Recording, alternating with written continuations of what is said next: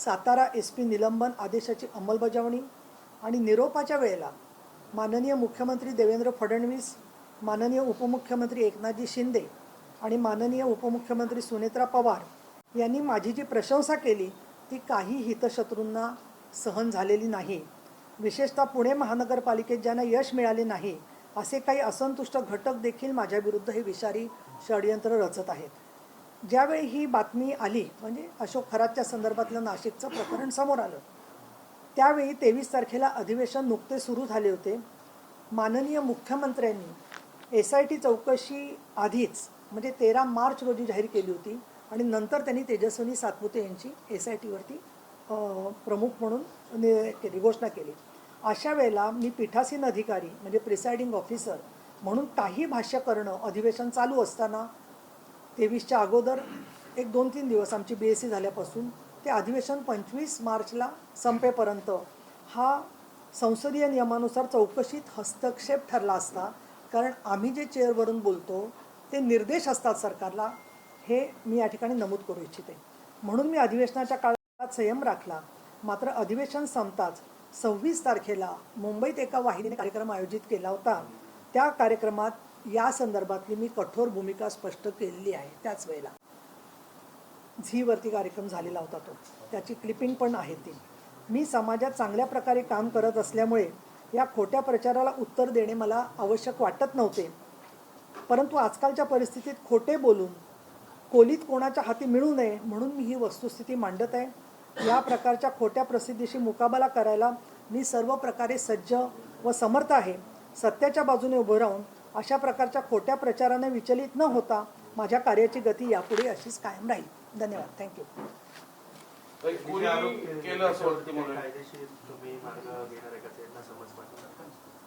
एक विषय एक म्हणजे पहिलं मी म्हटले की मी सर्व प्रकारे सज्ज आणि समर्थ आहे आणि त्याच्यामुळे त्यांनी जे व्यक्तीने आरोप केलेले आहेत ते आरोप त्यांनी मांडलेले आहेत। याच्या पलीकडे त्या संदर्भामध्ये कायदेशीर मार्ग असेल, अजून माझं काय म्हणणं असेल या संदर्भामध्ये मी ते मांडीन।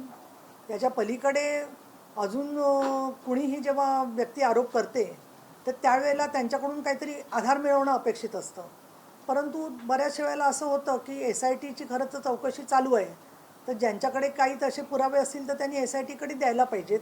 आणि मी माझ्या याच्यात म्हटलेलंच आहे की ते एक्सप्रेस हॉटेलमध्येच मी गेल्या 6 वर्षात गेलेलं नाही आहे आणि 2019 पासून आपल्याला कल्पना आहे मी उपसभापती आहे आणि तुम्ही माझा कुठलाही कार्यक्रम बघा, जो प्रोटोकॉलमध्ये लिहिलेला असतो तो सांगली असेल, सातारा असेल, कोल्हापूर असेल, दिल्ली असेल, नाशिक असेल, चंद्रपूर असेल, संभाजीनगर असेल, जालना असेल, कुठेही तसाच्या तसाच मी फॉलो केलेला आहे।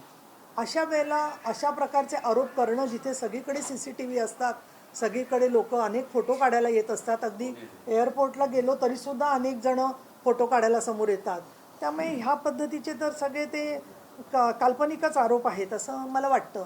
कोणी केलं असेल हे मला अनाकलनीय याच्यासाठी आहे की एक व्यक्ती कशासाठी असं करते, काय करते, त्यांचा हेतू काय असतो तो कालांतराने कळतो काही वेळेला आणि त्याच्यामध्ये आज जी कारणं दिसतात त्याच्यावरती मी काही भाष्य करणं योग्य होणार नाही। त्यांनी म्हटलं की मंत्री पदासाठी तुम्ही गेले होते, मग ही साधारण 14चा काळ असावा असं त्यांचा रोख आहे।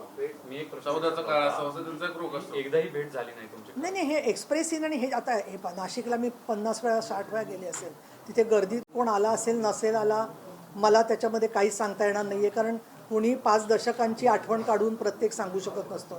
तुम्हाला जरी कोणाला आपल्याला विचारलं तर हा माणूस भेटला होता का, तर जे रोज भेटतात त्यांचं आपण सांगू शकतो, परंतु या प्रकारने तुम्ही मंत्रिपदासाठी किंवा हां मला एक चांगला प्रश्न विचारला चंद्रकांत तुम्ही, हे पहा 2014ला आम्हाला पहिल्यांदा शक्यता तयार झाली मंत्रिपदाची, तर मला तर त्यावेळेला पक्षामध्ये इतकं चांगलं माझं स्थान होतं। माननीय बाळासाहेबांनी मला आणि त्यावेळेला 4 लोक म्हणजे संजय राऊत, मनोहर जोशी आणि सुभाष देसाई 4 फक्त प्रवक्ते आम्ही पक्षाचे होतो, पहिले प्रवक्ते आम्ही, आणि माझं प्रवक्तेपद तेव्हाही चालूच होतं। मी परत आमदार झालेले होते दुसऱ्यांदा।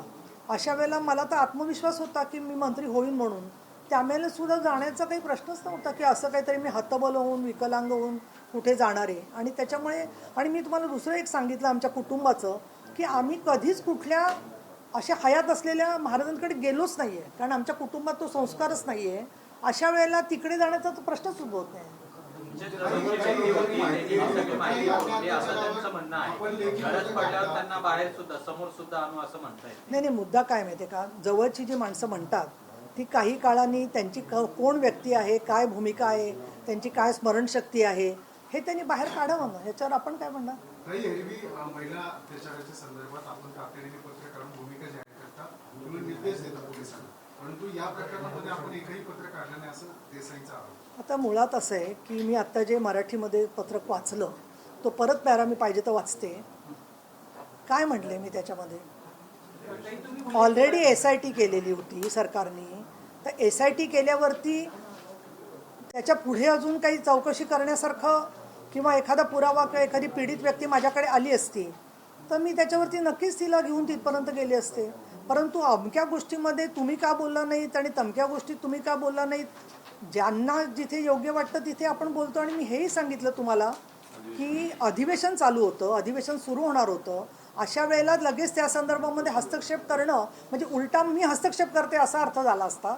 आणि म्हणून मी त्या संदर्भात बोलले नाही. पण ज्या क्षणी अधिवेशन संपलं त्या क्षणी मी हे सांगितलेलं आहे. आणि दुसरं माझं म्हणणं असं की ज्यांना काय म्हणायचं आहे ना त्यांनी ते जरूर म्हणावं. आणि त्या संदर्भामध्ये ती व्यक्ती जी बोलते आहे, उद्या एखादा माणूस माझ्याकडे येऊन सांगेल की बाबा अमक्या दुसऱ्याकडे पैसे मागितले होते, त्याचं काहीतरी तर पुरावा काहीतरी तर दिलं पाहिजे ना.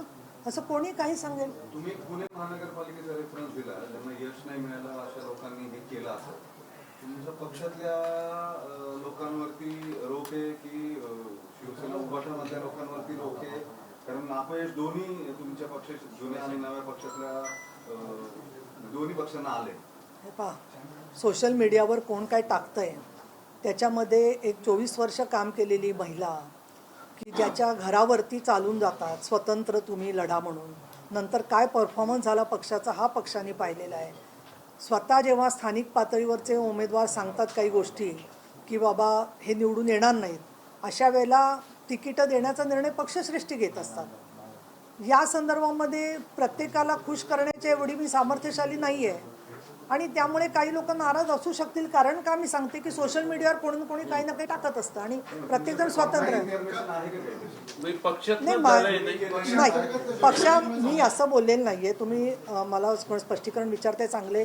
पण मला एक नक्की वाटतं की ज्या लोकांचे काही त्यांचे जे हेतू होते राजकारणामधले ते साध्य झाले नाहीत. आणि त्याच्यामुळे सुद्धा काही व्यक्ती त्या इथल्या आहेत का तिथल्या आहेत का तिथल्या आहेत त्याच्यामध्ये मी जाणार नाही आहे.